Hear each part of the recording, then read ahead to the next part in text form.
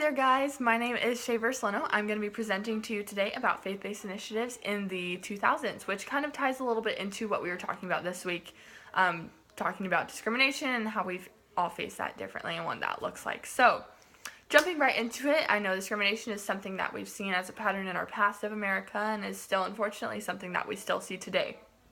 So, according to a study done by the Stanford Center of Poverty and Equality, to name just a couple types of discrimination seen in our country would be wage discrimination, homelessness, gender, racial discrimination, residential discrimination. So those are just a couple, but there is also a super prominent one that was not mentioned in the study done by the Stanford Center, which is religion, which I'm sure we've all experienced in some sort of way.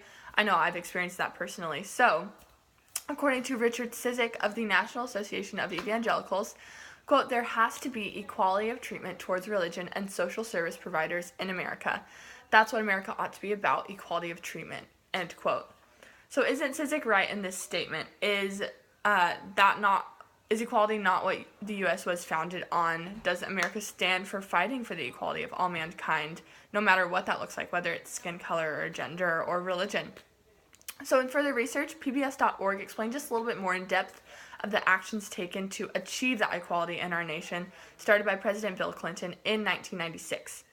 The charitable choice provision was passed as an addition to Clinton's welfare reform bill, in which, quote, "allowed smaller and more overtly religious groups to receive government funding for providing social services," end quote.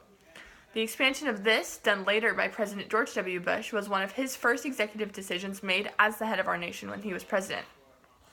According to an article found on AU.org titled "The Faith-Based Initiatives Throughout the Years," was what this did was aim at making a new, quote, "national effort to expand opportunities for faith-based and community organizations and to strengthen their capacity to better meet social needs in America's communities," end quote.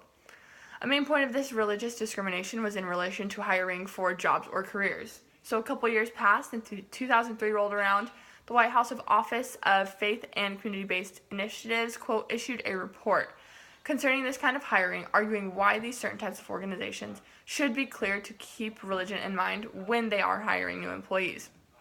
However, this discrimination going through a hiring process is ultimately just not justifiable. So, at the end of the day, Americans are still fighting for more equality. However, this is also a topic that most aren't completely aware of. I know we normally hear about politics or what's going on education-wise or something like that. So I want to end with the question, does this mean, since the fight for no government funding to organizations about religion or community-based organizations, does that mean that we're going to see less churches arise because there is no government funding? So thank you guys for joining me today. If you'd like to see my work cited and sources that I used, I also attached that in the little text box as well. So thank you guys. Have a great rest of your weekend.